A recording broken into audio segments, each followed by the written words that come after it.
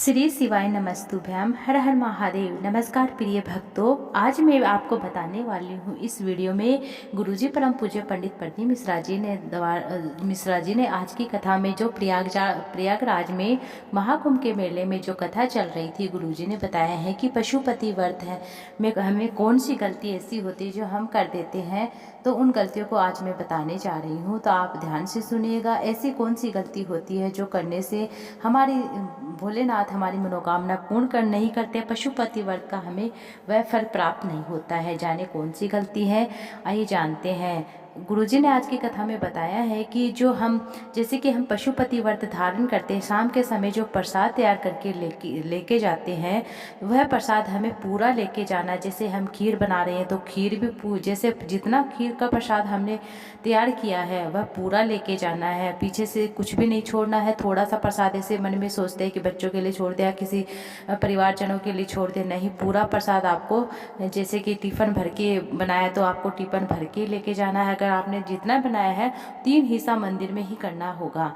और आपको दूसरा ध्यान रखना है कि पांचों पशुपति व्रत एक ही मंदिर में करने हैं। जिस मंदिर में आपने पहला पशुपति व्रत धारण किया है तो पांचों पशुपति व्रत भी उसी मंदिर में होगा, अर्थात पांचों पशुपति व्रत उसी मंदिर में होगा। तीसरा ये है कि आपने जो शाम के समय की पूजा, पहले सुबह की पूजा की थाली है वही शाम की पूजा की थाली लेकर जानी है। और आपको क्या करना है, मंदिर में सबसे पहले जब जैसे भी आप शाम की पूजा करने जाते हैं तो 6 दीपक आपको नीचे उतारने हैं। और आपको प्रसाद का जो प्रसाद लेकर गए हैं वह नीचे उतारना है। 3 हिस्सा बाद में करना। पहले क्या करना, थोड़ा पूजन करना, भगवान का पूजन करने के बाद दीपक 5 दीपक प्रज्वलित करने हैं, 3 हिस्से करने हैं, बाबा की आरती करनी है, देवादिदेव भोले बाबा से प्रार्थना निवेदन करना है कि बाबा मैंने आपका पशुपति व्रत किया, मेरी ये कामना है भोलेनाथ, हे शंभु, हे त्रिकालदर्शी, मेरी ये कामना पूर्ण करना। इस तरह से बाबा से निवेदन करें। और जो 5 दीपक आपने प्रज्वलित कर दिए, 1 दीपक जो बच गया है वह आपको अपनी थाली की पूजा की थाली में रख लेना है। एक प्रसाद 3 हिस्से कर दिए हैं, एक प्रसाद का जो हिस्सा है वह आप अपनी थाली में रख लीजिए। जैसे आप अपने घर आए तो आपको क्या करना है, घर के अंदर प्रवेश करने से पहले राइट साइड में आपको 1 घी का दीप देवादिदेव महादेव भोले बाबा से प्रार्थना करते हुए पशुपति व्रत जिस कामना से आप कर रहे हैं वह कामना देवादिदेव महादेव भोले बाबा से निवेदन करते हुए प्रज्वलित कर दीजिए। श्री शिवाय नमस्तुभ्यम बोल दीजिए। और आपको क्या करना, अंदर जाने के बाद आपको क्या करना है, जैसे कि जब भी आप जब भी आप खाना खा रहे हैं तो आपको क्या करना है, सबसे पहले वह प्रसाद खाना है और उसके बाद आपको खाना खाना है। प्रसाद जैसे कि आप खाना खाने बैठ रहे हैं तो आप खाने के साथ ही आप प्रसाद रख लीजिए। और आपको क्या करना है, सबसे पहले प्रसाद खाना है, उसके बाद आपको क्या करना है कि खाना खाना है। इस तरह से आपको, और उस प्रसाद में किसी को ही नहीं देना, आपको स्वयं को पूरा प्रसाद जितना भी आप तीसरा हिस्सा लेके आए वो आपको स्वयं को खाना है। इस बात का आपको ध्यान रखना। अब मैं आपको बताने जा रही हूँ पशुपति व्रत में हमें किस तरह से करना है धारण, और पशुपति व्रत हमें करते समय किन किन बातों का, किन किन नियमों का ध्यान रखना। ध्यान से सुनिएगा पशुपति व्रत के बारे में। आपको क्या करना है, सुबह की जैसे कि आप पूजा की थाली में कौन कौन सी चीज़ें लेकर जाए, ध्यान से सुनिएगा। आपको क्या करना, पूजा की थाली में मेन होता है एक पानी का लोटा। आप दूध, दही, घी, शक्कर, शहद, पंचामृत बनाकर लेके जा सकते हो। अगर आपके पास गाय का दूध है तो गाय का दूध लेके जाइए, आपके पास दही है तो दही लेके जाइए। आपके पास जो चीज़ अवेलेबल है बस सच्चे मन से, सच्चे भाव से भोले बाबा को अर्पित कीजिए। आपको 1 लोटा जल लेना है, साथ में आपके पास दूध, दही, घी जो भी है वह गाय का होना चाहिए, शुद्ध होना चाहिए, वह लेकर जाना है। साथ में आपको क्या करना है, 1 घी का दीपक सुबह की पूजा में लेके जाना है। थोड़े से काले तिल ले लीजिए, 1 काली मिर्च ले लीजिए, 2 लौंग ले लीजिए। अगर आप ले जाना चाहते हैं तो 1 कमलकट्टा लेना है, 1 जनेऊ लेनी है, और थोड़ा सा लाल चंदन, थोड़ा सा पीला चंदन, जैसे कि आप इतना डालिए कि आप शाम के समय पूजा आप उसी में से कर सके। इतना इतना आपको लेना है। लाल चंदन, पीला चंदन ले लिया, थोड़ी सी सिंदूर ले लेनी है माता के लगाने के लिए। केवल माता को लगती सिंदूर, भोले बाबा को, शिवलिंग को सिंदूर हम नहीं लगाते हैं। और आपको थोड़ी सी चावल ले लें, चावल के दाने ले लेने। चावल के दाने इतने लेने हैं कि आपको सुबह के समय, शाम के समय दाने आपके पूजा में काम आ सके। पूर्ण लेने, साबुत लेने हैं चावल, इस बात का आपको ध्यान रखना है।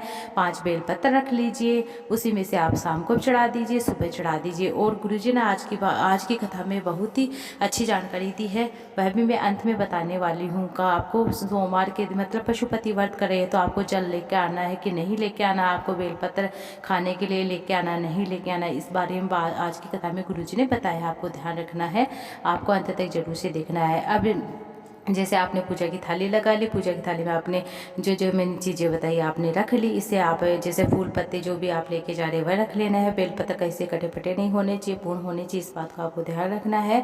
और आपको सुबह की पूजा आपको क्या करना है, सबसे पहले आप थोड़ा सा जल चढ़ा दी, फिर पंचामृत बनाया हुआ चढ़ा दी, फिर जल चढ़ा दी। साफ करने के बाद जैसे बेलपत्र चढ़ा दिए, फूल पत्ते चढ़ा दीजिए, त्रिपुण बना दीजिए, लाल चंद पीला चंद जो लेके गए वह लगा दीजिए। आपको क्या है कि शहद है तो शहद लगा दीजिए। और आपको चावल के दाने, मूंग के दाने जो भी लेके गए वह चढ़ा दिए। पूजा कर लिए, बाबा से निवेदन करिए, हे भोलेनाथ, हे शंभु, हे त्रिकालदर्शी, मेरा पहला पशुपति व्रत है, भोलेनाथ मेरी ये कामना पूर्ण कीजिए। इस तरह से आपको घर को आ जाना है। फिर शाम की पूजा की थाली में जैसे कि आप मतलब ये चाय पीते हैं तो चाय पी लीजिए, आप कोई भी फल फ्रूट खाना चाहते हैं तो खा सकते हैं, एक टाइम में आप फल फ्रूट खा सकते हैं। शाम की पूजा की थाली में आपको क्या करना है, मीठे का प्रसाद तैयार करना है, जैसे खीर है, हलवा जो भी है वह घर का होना चाहिए, बना हुआ होना चाहिए। जैसे कि आप पशुपति व्रत करें तो आप स्वयं बनाए तो ये अच्छा है, क्योंकि उसका फल आपको ही मिलने वाला है। अब शाम की पूजा की थाली में आप प्रसाद तैयार करके लेके जाइए, और प्रसाद वहाँ पे 3 हिस्से करने हैं, 6 दीपक लेके जाने हैं, उसी थाली के अंदर रख के लेके जाए। भगवान की पूजा आराधना कीजिए, 6 दीपक उतारने हैं, प्रसाद उतारना है, 3 हिस्से करने हैं, 5 दीपक प्रज्वलित करने हैं, बाबा का पूजन करना है, प्रार्थना करनी है किस भाव से आपने व्रत किया, इस तरह से आपको देवादिदेव भोले बाबा से प्रार्थना निवेदन करिए। फिर अपने घर को आ जाना, राइट साइड में दीपक लगा देना है, बाबा से प्रार्थना निवेदन करना, श्री शिवाय नमस्तुभ्यम मंत्र बोलते आपको प्रसाद खा लेना है।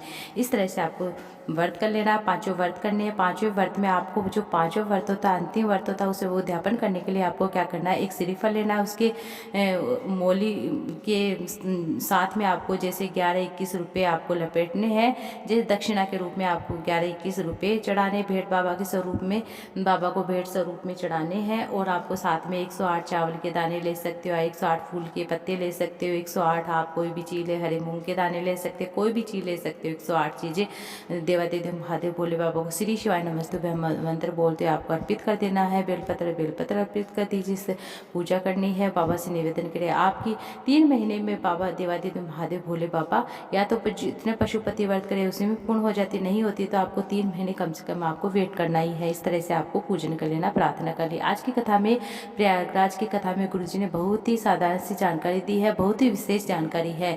कहा है गुरुजी ने बताया है कि आप जब पशुपति व्रत करते हैं तो उस दिन आपको जल लेकर नहीं आना। जैसे कि आप जल का आचमन कर रहे हैं तो आपको जल उस दिन नहीं लेकर आना है। साथ में आपको जैसे कि आप बेलपत्र चढ़ा रहे हैं और खाने के लिए बेलपत्र लेकर आए हैं तो आप उस दिन बेलपत्र ना लेके आइए। गुरुजी ने बताया है कि आप जैसे कि आप पशुपति व्रत कर रहे हैं तो केवल पशुपति व्रत की पूजन ही करनी है। आपको कि एक्स्ट्रा में कुछ कर रहा हूँ कि मैं मतलब जल लेके जा रहा हूँ या वो कुछ ऐसे कि बेलपत्र खाने के लिए कुंदकेश महादेव का नाम लेकर नहीं, आप फिर से आकर लेके जा सकते हैं। लेकिन आप उस दिन पूजा के जो थाली में जो चीज़ लेकर गए उस आप विशेषकर आप व्रत के लिए लेकर गए तो आपको व्रत ही करना है। आपको उस दिन आपको जल और बेलपत्र नहीं लेकर आना, इस बात का आपको ध्यान रखना है। श्री शिवाय नमस्ते में हर हर महादेव। और आपको व्रत से संबंधित, पशुपति व्रत से संबंधित कोई भी जानकारी चाहिए तो आप कमेंट बॉक्स के जरिए पूछ सकते हैं। और अगर मेरे द्वारा बताई गई जानकारी आपको अच्छी लगी तो वीडियो को लाइक ज़्यादा शेयर कीजिएगा। ये थी आज की जानकारी, उम्मीद आपको अच्छी लगी। वीडियो अच्छी लगी तो वीडियो को लाइक ज़्यादा शेयर कीजिएगा। श्री शिवाय नमस्ते, हर हर महादेव।